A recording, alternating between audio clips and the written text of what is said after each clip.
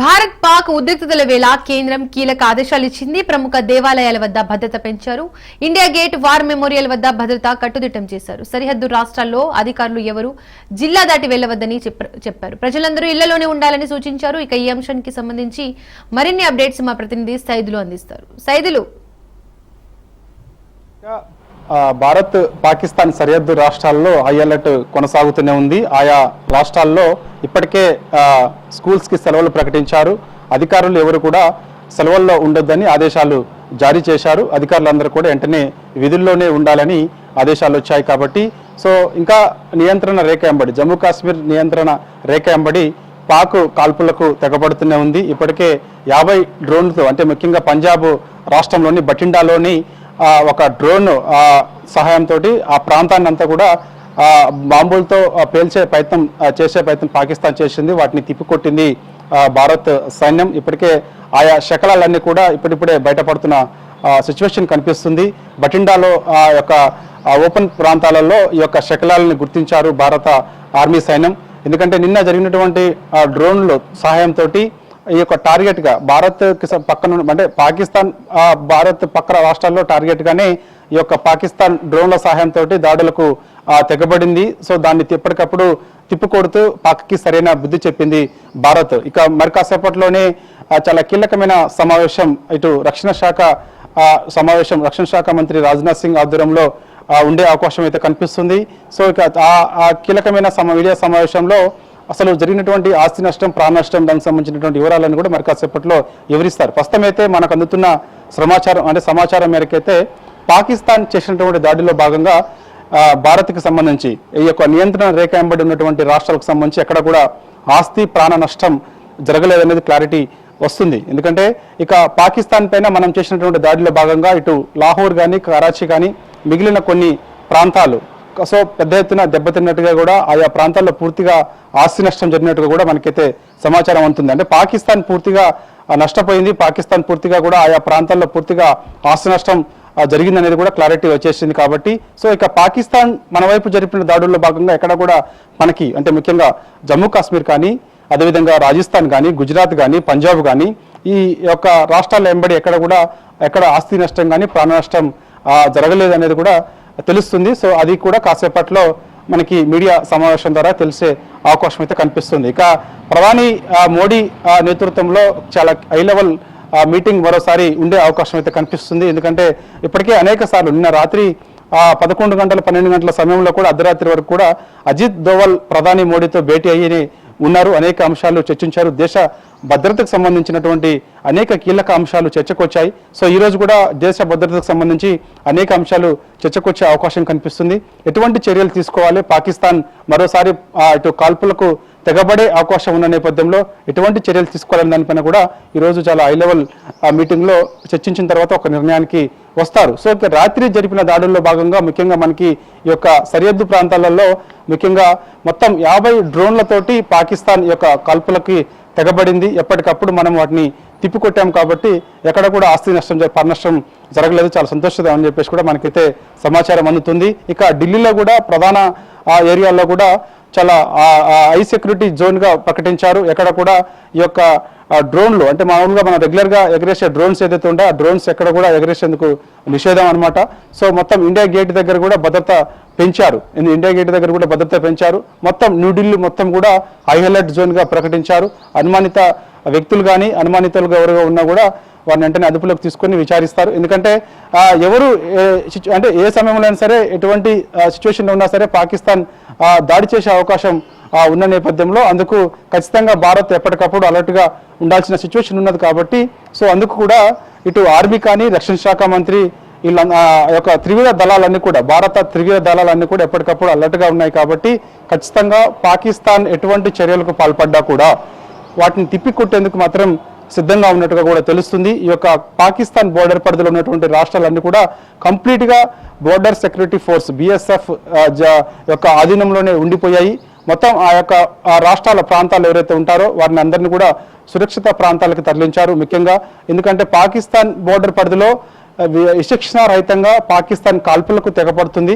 అంటే ఒకవైపు ఆ కాల్పులను మన భారత సైన్యం తిప్పికొడుతున్నప్పటికీ కూడా కొంత అక్కడ ఆస్తి నష్టంతో పాటుగా ప్రాణ నష్టం జరిగే అవకాశం ఉన్నట్లుగా కూడా గుర్తించారు కాబట్టి సో అందుకు ఆయా ప్రాంతాల్లో ఉన్నటువంటి వారిని అందరినీ కూడా సురక్షిత ప్రాంతాలకు తరలిస్తున్నారు కాబట్టి సో మొత్తం కూడా ఆయా ప్రాంతాల్లో ఎప్పటికప్పుడు అలర్ట్గా ఉండాలని ఈ భారత్కి సంబంధించినటువంటి సైన్యం ఎప్పటికప్పుడు అలర్ట్గా ఉంటూ ఈ యొక్క పాక్ కవింపు చర్యలు కానీ పాక్ కాల్పులకు తెగబడితే వెంటనే తిప్పికొట్టేందుకు సిద్ధంగా ఉంది కాబట్టి సో ఇప్పటికే ఇక మనం చూస్తే మాత్రం రక్షణ శాఖకి సంబంధించినటువంటి గాడు అదేవిధంగా చాలా కీలక అంశాలు కూడా మనకి తెలిసే అవకాశం కనిపిస్తుంది. రక్షణ శాఖ మీడియా సమావేశంలో చాలా కీలక అంశాలు మనకి చెప్పే అవకాశం కనిపిస్తుంది. ఎందుకంటే నిన్న జరిగినటువంటి కరాచీకి సంబంధించినటువంటి కరాచీలో మనం జరిపిన దాడుల్లో భాగంగా పూర్తిగా కూడా కరాచీ ప్రాంతం అంతా కూడా పూర్తిగా ఆస్తి నష్టం పెద్ద ఎత్తున జరిగినట్టుగా కూడా మనకి తెలుస్తుంది. పాకిస్తాన్ చెప్పినప్పటికి కూడా అంటే ఆస్తి నష్టం ప్రాణ నష్టం పాకిస్తాన్ దాస్తూ వస్తుంది కాబట్టి సో ఖచ్చితంగా మన దగ్గర ఆధారాలు ఉన్నాయి కాబట్టి మనం జరిపిన దాడుల్లో భాగంగా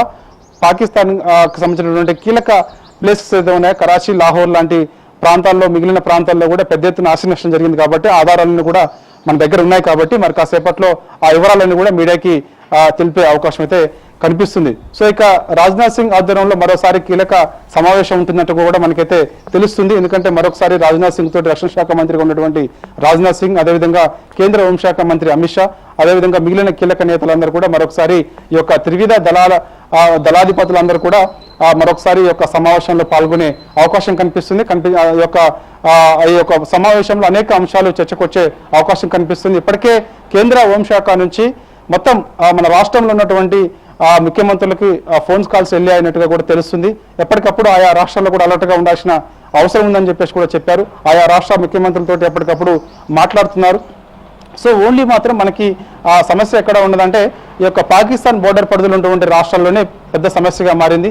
అంటే అక్కడ సేఫ్గా ఉన్నప్పటికీ కూడా కొందరిని ఇబ్బందిగా పరిస్థితులు తలెత్తే అవకాశం ఉంటే మాత్రం వారందరినీ కూడా సురక్షిత ప్రాంతాలకు తరలించారు. వాళ్ళందరూ కూడా సేఫ్గా ఉన్నారు. వారికి కావాల్సిన వసతులను కూడా ఎప్పటికప్పుడు ఏర్పాటు చేస్తున్నారు కాబట్టి ఇబ్బంది ఏం లేనప్పటికీ కూడా కాకపోతే పాకిస్తాన్ మరొకసారి కల్పలకు తెగబడే అవకాశం ఉన్నదని చెప్పేసి కూడా ఒక నిర్ధారణకు వచ్చారు. ఎందుకంటే ఇప్పటికే విదేశాంగ కార్యదర్శి విక్రమ్ మిస్త్రీ కూడా మరొకసారి రాజ్నాథ్ సింగ్ తోటి భేటీ అయ్యే అవకాశం కనిపిస్తుంది. మరొకసారి అవసరమైతే ఈ యొక్క భారత త్రివిధ దళాధిపతులతోటి మరొకసారి భేటీ అయ్యే అవకాశం కనిపిస్తుంది.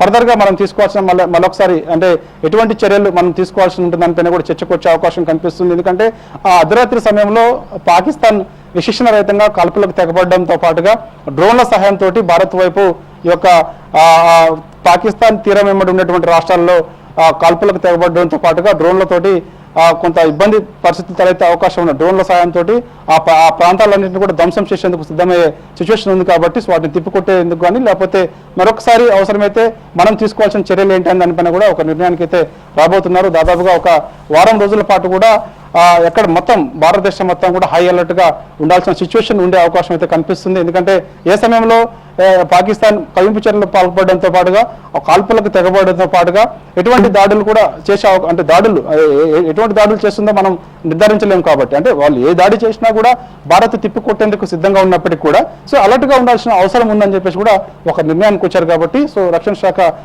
ఆధ్వర్యంలో మరి కాసేపట్లోనే నిన్న జరిగినటువంటి దాడుల్లో భాగంగా అంటే మనం పాకిస్తాన్పై చేసినటువంటి దాడి ముఖ్యంగా కరాచీలో చేసినటువంటి దాడిలో భాగంగా జరిగినటువంటి ఆస్తి నష్టం ఏంటి దానిపైన కూడా మనకి క్లారిటీ వచ్చే అవకాశం అయితే కనిపిస్తుంది. తిరిగి మళ్ళీ పాకిస్తాన్ మన వైపు చేసిన దాడిలో భాగంగా అంటే ఇటు జమ్మూ కాశ్మీర్లోనే అదేవిధంగా పంజాబ్ కానీ అదేవిధంగా ఇటు గుజరాత్ రాజస్థాన్ ప్రాంతాల్లో చేసినటువంటి దాడుల్లో భాగంగా జరిగినటువంటి ఆస్తి నష్టం ఏమైనా జరిగిందా లేకపోతే ప్రాణ నష్టం ఏమైనా జరిగిందా అసలు ఏం జరిగిందా అనే దానిపైన కూడా మరి కాసేపట్లో అంటే నిన్నటి నుంచి మనం పాకిస్తాన్ భారత్ యుద్ధం మొదలైంది, యుద్ధం స్టార్ట్ అయింది, ఒకరికి ఒక భీకర కాల్పులు జరుగుతున్నాయి, ఒకరిపై ఒకరు బాంబుల వర్షం కురిపిస్తున్నారు అనేది మాత్రమే మనకు తెలుసు. కాబట్టి మరి కాసేపట్లో మనకి క్లారిటీ ఖచ్చితంగా రాబోతుంది. అసలు ఏం జరిగింది రాత్రి మనం చేసిన కాల్పుల్లో భాగంగా పాకిస్తాన్ ఎంత ఆస్తి నష్టం జరిగింది, ఎంత కోల్పోయారు అనేది క్లారిటీ వస్తుంది. పాకిస్తాన్ మనపైన చేసినటువంటి దాడికి సంబంధించి కూడా క్లారిటీ వస్తుంది. ఎందుకంటే వారు చేసిన దాడిని మనం తిప్పికొట్టాం కాబట్టి సో అది కూడా మనకి క్లారిటీ కూడా మరి కాసేపట్లోనే మీడియా సమావేశం ద్వారా రక్షణ శాఖ ఆధ్వర్యంలో మీడియా సమావేశం నిర్వహించి క్లారిటీ కూడా చెప్పే అవకాశం అయితే కనిపిస్తుంది. Right, thank you Saidulu.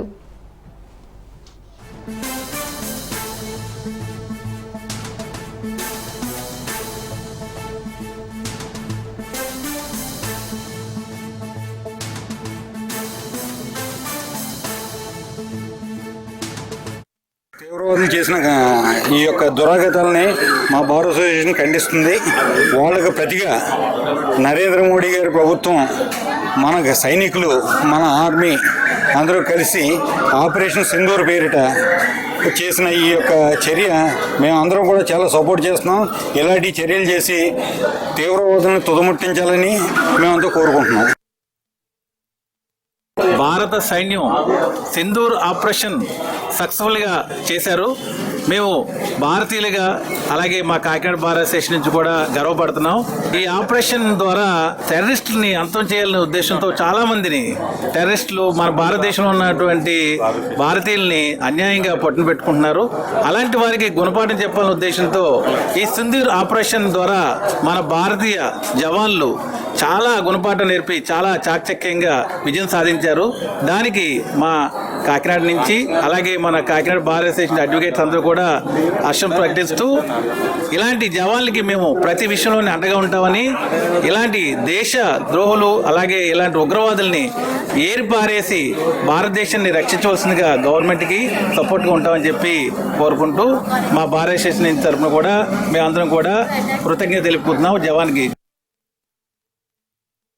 ఈ సింధూర్ ఆపరేషన్ వల్ల మన భారత ప్రజలందరూ కూడా ఎంతో హర్షం వ్యక్తం చేస్తున్నారు. ఎందుకనగా ఎప్పటి నుంచో ఈ సమస్య కాశ్మీర్కి అలాగే బోర్డర్లో ఉన్నందువల్ల దీనివల్ల అనేకమైన ఇబ్బందులకు గురై అనేక సార్లు దాడులకు గురై మన ప్రజలంతా కూడా భయభ్రాంతులకు గురవుతున్నారు. ఈ బాధ నుండి తప్పించుకోవడం కొరకు తర్వాత భారతదేశం ఈ యొక్క కేంద్ర ప్రభుత్వం వారు ఈ ఆపరేషన్ తీసుకోవడం వల్ల చాలామంది హర్షిస్తున్నారు, చాలామంది ఆనందిస్తున్నారు. ప్రతి ఇంట్లోనూ కూడా యావత్ భారతదేశం అంతా కూడా ఈ సింధూర్ ఆపరేషన్ జరగడం వల్ల ఆనంద ఉత్సవాలు జరుపుకుంటున్నారు. ముందు ముందు ఇతర దేశాలకు కూడా కాశ్మీర్ కూడా ఇది ఒక గుణపాఠంగా ఉంటుందనే అభిప్రాయం మన ప్రజలందరిలో కూడా ఉంది. మా కాకినాడ ప్రధానికం తరఫున మా కాకినాడ బార్ అసోసియేషన్ తరఫున కూడా పూర్తి మద్దతు ఉంటుందని చెప్పేసి మేము తెలియపరచుకుంటున్నాం. ఈ ఆపరేషన్ సింధూర్ అది గ్రాండ్ సక్సెస్. ఇటువంటి ఆపరేషన్ చేయకపోతే గవర్నమెంట్ ఆఫ్ ఇండియా ముందు ఈ టెర్రరిస్టులతో చాలా ప్రమాదకరమైన పరిస్థితి. ఇది ఒకటే కాకుండా అసలు కంప్లీట్ సమూలంగా అసలు అవసరమైతే వార్ డిక్లేర్ చేసినా పర్వాలేదు, government of India war declare చేసినా కూడా ఇండియాలో ఉన్న ప్రజలందరూ కూడా ఇప్పుడు ఎలా ఉన్నారంటే ఎప్పుడు పాకిస్తాన్ మీద వార్ డిక్లేర్ చేస్తారని అంత యాంగ్జైటీగా ఉన్నారు. నిన్న జరిగిన తర్వాత 7వ తారీఖు జరిగిన తర్వాత ఒక ప్రతి ఫ్యామిలీలో ఇండియాలో పండగ వాతావరణం నెలకొంది. బాగా ప్రతి ఒక్కళ్ళు కూడా బాగా చేశారు, భలే చేశారు అన్నారు తప్ప ఒక్కళ్ళు కూడా నెగిటివ్గా చెప్పలేదు.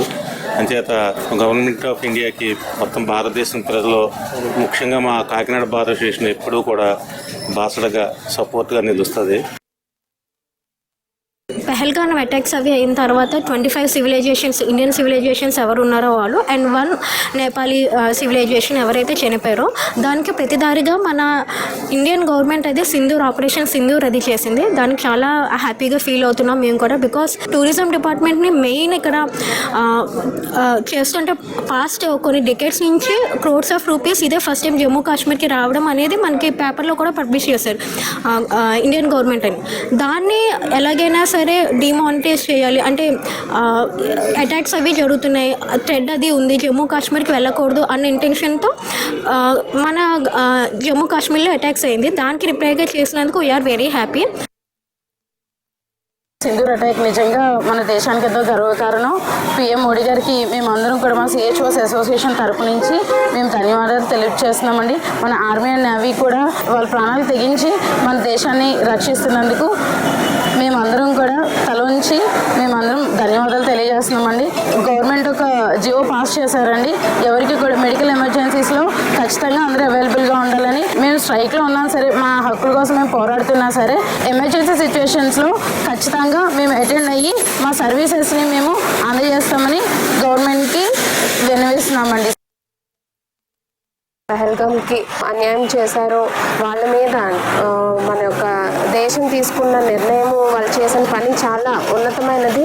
ఏంటంటే ఒకరిని చంపడం ఉద్దేశం కాదు, ఒకరిని హింసించడం అనేది మనం ఎప్పుడు చేయలేదు. కానీ మనల్ని మన కుటుంబాలకి కొంతమందిని దూరం చేసి అలా చేయడం అనేది చాలా తప్పు. ఏమి తెలియని వాళ్ళని కూడా వాళ్ళు అడిగి మరి హిందువా ముస్లిం అని అడిగి చేయడం అనేది చాలా ఖండించవలసిన విషయమే. మేము ఎప్పుడు కూడా ఏ ఇన్సిడెంట్ ఎమర్జెన్సీ ఇన్సిడెంట్ వస్తే మేము రెడీ టు ఫైట్, అంటే అక్కడికి వెళ్ళడానికి, మేము సర్వ్ చేయడానికి, కేర్ ఇవ్వడానికి మేము ఎప్పుడు మా సైడ్ నుంచి యాజ్ ఏ హెల్త్ ప్రొవైడర్స్గా, కమ్యూనిటీ హెల్త్ ఆఫీస్గా మేము ఎప్పుడు ముందుంటామండి.